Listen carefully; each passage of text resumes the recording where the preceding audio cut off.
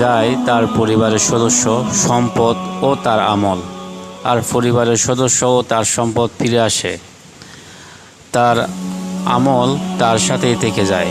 বুখারী, মুসলিম, মিশকাত শরীফ হাদিস 5167।